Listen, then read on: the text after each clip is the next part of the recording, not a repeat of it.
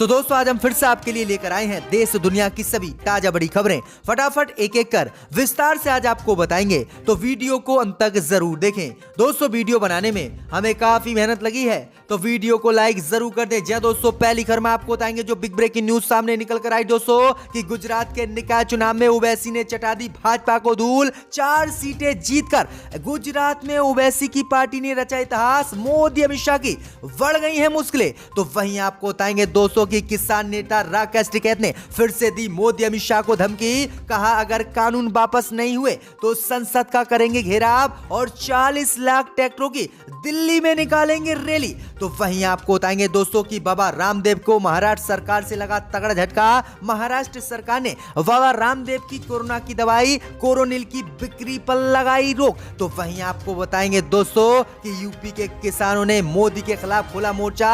कहा मांगे पूरी न होने तक यूपी के किसान रखेंगे उपवास। तो वहीं आपको बताएंगे दोस्तों कि पश्चिम बंगाल में लेफ्ट और कांग्रेस पार्टी के बीच हुआ सीटों का बंटवारा। पश्चिम बंगाल में गठबंधन के साथ 100 सीटों पर कांग्रेस लड़ेगी विधानसभा चुनाव। तो वहीं आपको बताएंगे दोस्तों कि आम आदमी पार्टी ने सूरत में भाजपा को चटा दी धूल। 28 सीटें जीतकर रचा सूरत में आम आदमी पार्टी ने इतिहास। मोदी अमित शाह के फूले पाम। तो वहीं आपको बताएंगे दोस्तों कि शबनम की फांसी टली, अब डेथ वारंट नहीं हुआ शबनम का जारी। तो सभी खबरों को आपको एक एक कर बताएंगे। दोस्तों वीडियो को लाइक कर दें। इसी बीच बता दोस्तों पहली खबर की ओर जो बिग ब्रेकिंग न्यूज सामने निकल कर आई दोस्तों कि गुजरात के निकाय चुनाव में ओवैसी ने जीती 4 सीटें। भाजपा के गढ़ में भाजपा को ही दिया तगड़ा झटका। जी दोस्तों आपको बता दें ये बड़ी खबर सामने निकल कर आई दोस्तों कि गुजरात में 6 महानगर पालिकाओं के चुनावों की मतगणना हो गई है और इनके नतीजे भी घोषित हो गए हैं। गुजरात में 576 सीटों पर 21 फरवरी को वोट डाले गए थे। सभी 6 महानगर पालिकाओं की सीटों पर बीजेपी को बहुमत मिल गया है। इनमें अहमदाबाद, सूरत, राजकोट, वडोदरा, जामनगर और भावनगर शामिल है। दोस्तों आपको बता दें कि गुजरात की 576 नगर निकाय सीटों में बीजेपी ने 401 सीटें जीती हैं। कांग्रेस पार्टी ने 50 सीटें 576 में से जीती हैं। सूरत में आम आदमी पार्टी का भी खाता खुला और आम आदमी पार्टी ने यहां पर 576 में से 8 सीटें जीती हैं। अगर दोस्तों हम बात करें तो अहमदाबाद में असुद्दीन ओवैसी की पार्टी ने 576 सीटों में से 4 सीटें जीती हैं। वहीं अगर हम बात करें तो बसपा ने 3 सीटें जामनगर से जीती हैं। वहीं पहली बार गुजरात के निकाय चुनाव में उतरी असुद्दीन ओवैसी की पार्टी ने भी अहमदाबाद में अच्छा प्रदर्शन किया और 4 सीटों पर जीत हासिल की है। वहीं अगर हम बात करें दोस्तों तो गुजरात की सभी 6 महानगर पालिकाओं की सीटों पर बीजेपी को बहुमत मिला है। अगर दोस्तों हम बात करें तो यहां पर सबसे ज्यादा नुकसान कांग्रेस पार्टी को निकाय चुनाव में गुजरात में हुआ है। तो ये बड़ी अपडेट आई दोस्तों कि आम आदमी पार्टी और एआईएमएम ने पहली बार चुनाव गुजरात में लड़ा और पहली बार में ही सफलता हासिल की है। तो ये बड़ी अपडेट आई दोस्तों गुजरात से।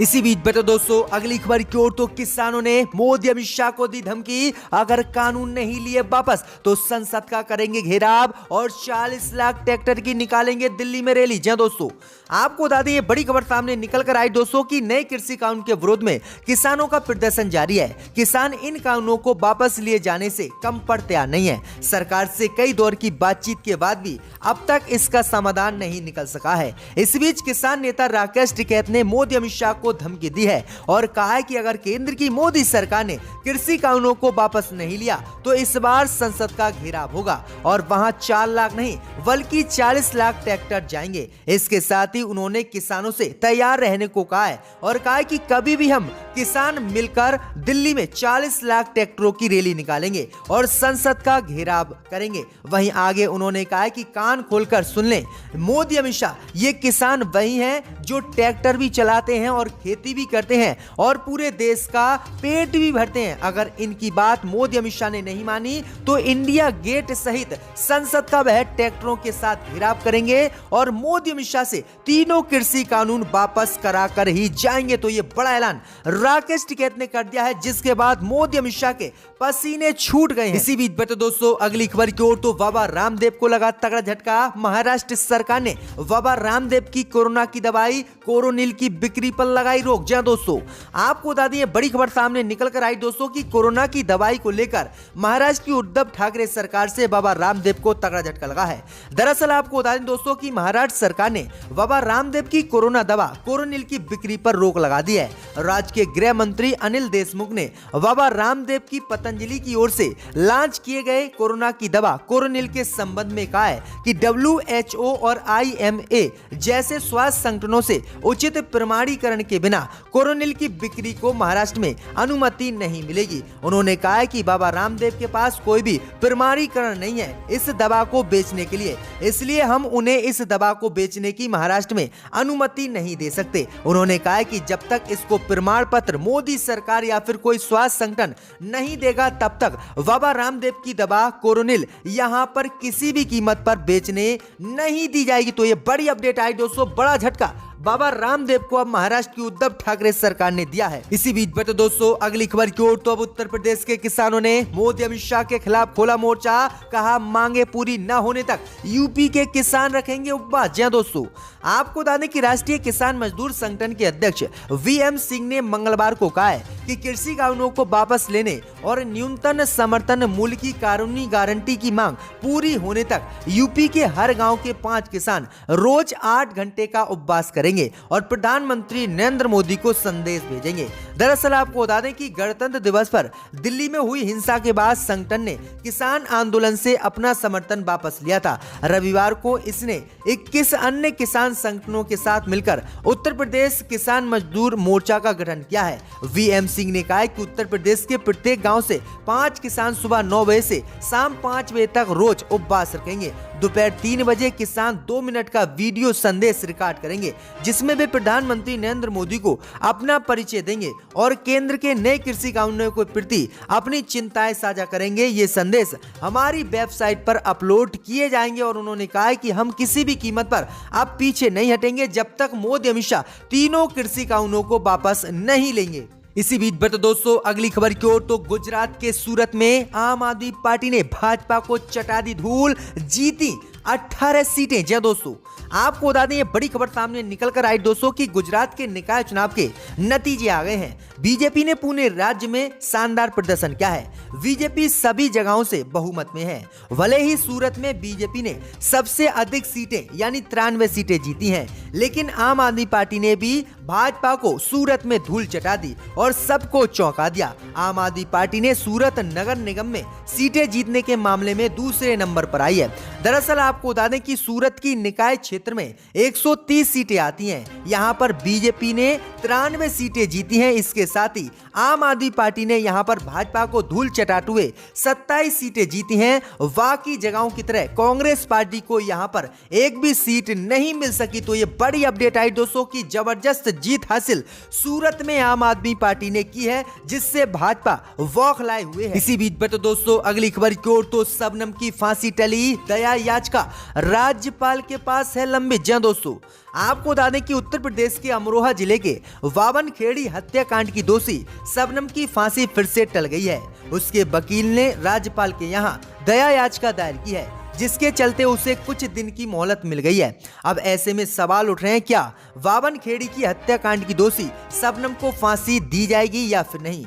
दरअसल आपको बता दें कि ऐसे में फिर से याचिका दाखिल होने के कारण डेथ वारंट जारी नहीं हो सका। रामपुर जेल प्रशासन ने अमरोहा सेशन अदालत में भेजी याचिका के आधार पर आज डेथ वारंट जारी नहीं किया है। इससे पहले कहा जा रहा था कि जिला जज की कोर्ट में शबनम की रिपोर्ट सौंप दी जाएगी। इस रिपोर्ट में कोई याचिका लंबित नहीं हुई तो फांसी की तारीख तय होगी। गुनाहगार के वकील ने दया याचिका के लिए राज्यपाल से गुहार लगाते हुए जिला रामपुर प्रशासन को प्रार्थना पत्र सौंपा है, जिस इस पर सुनवाई हुई और इस कारण आज इनकी फांसी की सजा टलती हुई दिख रही है। तो देखते हैं दोस्तों कि सबरम को फांसी होगी या फिर इन्हें बाइज्जत बरी किया जाएगा। इसी बीच में तो दोस्तों अगली खबर की ओर, तो किसान नेता राकेश टिकैत ने किया ऐलान, गुजरात को करवाएंगे आजाद, क्योंकि मोदी अमित शाह ने गुजरात के किसानों को कर रखा है क्या। जी हां दोस्तों, आपको बता दें ये बड़ी खबर सामने निकल कर आई दोस्तों कि कृषि कानून के खिलाफ मोर्चा खोले हुए हैं किसान नेता राकेश टिकैत ने एक बार फिर से गुजरात की राजनीति में दखल दे दिया है। दरअसल आपको बता दें कि किसान नेता राकेश टिकैत ने राजस्थान में किसान महापंचायत को संबोधित करते हुए केंद्र की मोदी सरकार और प्रधानमंत्री मोदी पर हमला बोला। कृषि कानून के खिलाफ किसान आंदोलन को लेकर बुलाई गई इस महापंचायत में टिकैत ने बड़ा बयान दिया। कभी बीजेपी की केंद्र सरकार पर तो कभी प्रधानमंत्री मोदी पर वह हमला बोलते हुए दिखाई दिए। उन्होंने इस बार गुजरात को आजाद करवाने की बात कही। दरअसल आपको बता दें कि टिकैत ने कहा है कि गुजरात को आजाद करवाना है। गुजरात भी मोदी अमित शाह के बंधन में है। वहां के लोग बाहर निकलना चाहते हैं तो उन पर झूठे मुकदमे मोदी अमित शाह लगवा देते हैं और उन्हें जेल में बंद कर दिया जाता है। उन्होंने कहा है कि हमारा आंदोलन जारी रहेगा और एक नजर हमारी खेती पर रहेगी तो दूसरी नजर दिल्ली में आंदोलन पर और तीसरी नजर संयुक्त किसान मोर्चा पर। उन्होंने कहा कि अब किसी भी कीमत पर हम पीछे नहीं हटेंगे और मोदी अमित शाह से कृषि कानूनों को रद्द कराकर ही रहेंगे और दिल्ली में संसद का घेराव करेंगे और 40 लाख ट्रैक्टरों की रैली निकालेंगे। इसी बीच में तो दोस्तों अगली खबर की ओर, तो पश्चिम बंगाल में लेफ्ट और कांग्रेस के बीच सीटों का हुआ समझौता 28 फरवरी को होगा ऐलान। जी दोस्तों, आपको बता दें कि पश्चिम बंगाल विधानसभा चुनाव को लेकर लेफ्ट पार्टी और कांग्रेस के बीच 7 सीटों के तालमेल पर फैसला हो चुका है और बहुत जल्द ही इसका ऐलान कांग्रेस पार्टी कर देगी। दरअसल आपको बता दें जानकारी के मुताबिक दोस्तों कि सीट समझौते में फुरफुरा शरीफ के अब्बास सिद्दीकी की इंडियन सेकुलर फ्रंट को भी कांग्रेस पार्टी ने शामिल किया है और इससे भी गठबंधन किया है। सूत्रों के मुताबिक कांग्रेस ने पहले लेफ्ट पार्टियों से 130 सीटें मांगी थी, मगर अब कांग्रेस करीब 100 सीटों पर लड़ेगी और सेकुलर फ्रंट को करीब 30 सीटें दी जाएंगी। सूत्रों के मुताबिक सेकुलर फ्रंट ने पहले 60 सीटों की मांग की थी। आपको बता दें कि पिछली बार कांग्रेस ने 92 सीटों पर चुनाव लड़ा था। यही नहीं, तय समझौते में लेफ्ट फ्रंट अपने कोटे से कुछ सीटें आरजेडी को भी दे सकता है। सूत्रों ने बताया है कि सीट समझौते की घोषणा 28 तारीख को कोलकाता में कांग्रेस पार्टी कर सकती है। तो ये बड़ी अपडेट आई दोस्तों कि अब कांग्रेस पार्टी पश्चिम बंगाल में 100 सीटों पर चुनाव लड़ेगी। इसी बीच में तो दोस्तों अगली खबर की ओर, तो किसानों को समर्थन देने के मामले में दिशा रवि को कोर्ट ने दी जमानत। मोदी अमित शाह को लगाई फटकार, कहा मोदी अमित शाह की नीतियों से हैं असहमत, इसलिए नहीं डाल सकते जेल में। जी दोस्तों, आपको बता दें ये बड़ी खबर सामने निकल कर आई दोस्तों कि दिल्ली की एक अदालत ने सोशल मीडिया पर किसानों के विरोध प्रदर्शन से संबंधित टूल किट कथित रूप से साझा करने के मामले में गिरफ्तार जलवायु कार्यकर्ता दिशा रवि को मंगलवार को जमानत दे दी है और मोदी अमित शाह को फटकार लगाई है। कोर्ट ने साफ कहा है कि पुलिस द्वारा पेश किए गए जो भी सबूत हैं वह अल्प हैं, अधूरे हैं, इसलिए हम इनको जेल में नहीं डाल सकते। वहीं हम बात करें दोस्तों तो 1 लाख रुपए के निजी मुचलके और इतनी ही राशि को 2 जमानतों पर भरने की राहत देते हुए कोर्ट ने उनको जमानत दे दी है और दिल्ली पुलिस को झटका देते हुए अदालत ने कहा है कि दिशा रवि और पोएटिक जस्टिस फाउंडेशन के खालिस्तान समर्थक कार्यकर्ताओं के बीच प्रत्यक्ष संबंध स्थापित करने के कोई सबूत नहीं मिले हैं और झूठे सबूतों के आधार पर दिल्ली पुलिस ने इस लड़की को गिरफ्तार किया है, इसलिए हम इसको जमानत देते हैं क्योंकि सरकार की नीतियों के विरोध करने वाले लोगों को हम जेल में नहीं डाल सकते। तो ये बड़ी अपडेट आ रही, बड़ी फटकार कोर्ट ने आज मोदी सरकार और दिल्ली पुलिस को लगाई है। इसी बीच में तो दोस्तों अगली खबर की ओर, तो अभिषेक बैनर्जी के घर पहुंची सीबीआई की टीम, पत्नी रुचिरा से की पूछताछ। जी दोस्तों, आपको बता दें कि पश्चिम बंगाल कोला तस्करी केस में पश्चिम बंगाल की मुख्यमंत्री ममता बनर्जी की भतीजी अभिषेक बैनर्जी के घर सीबीआई की टीम पहुंच गई है। सीबीआई के अफसर अभिषेक की पत्नी रुचिरा बैनर्जी से पूछताछ कर रहे हैं। एसएसपी उमेश कुमार की अगुवाई में सीबीआई के 6 अफसर रुचिरा सिंह से पूछताछ करेंगे। इससे पहले सीबीआई ने सोमवार को ही अभिषेक की पत्नी रुचिरा की बहन मेनका से करीब 3 घंटे तक पूछताछ की थी। बताया जा रहा है कि उनके बैंक खातों के लेन देन की भी पूछताछ की गई है। वहीं ममता बनर्जी ने पहले ही कहा था कि भाजपा कितनी भी सीबीआई और ईडी की रेड हमारे ऊपर पड़वा ले, लेकिन हम भाजपा के सामने बंगाल में झुकने वाले नहीं हैं और बंगाल में एक बार फिर से उनकी ही सरकार बनेगी। तो ये बड़ी अपडेट आ रही दोस्तों। उनकी मौतली को वापस लिया जाए।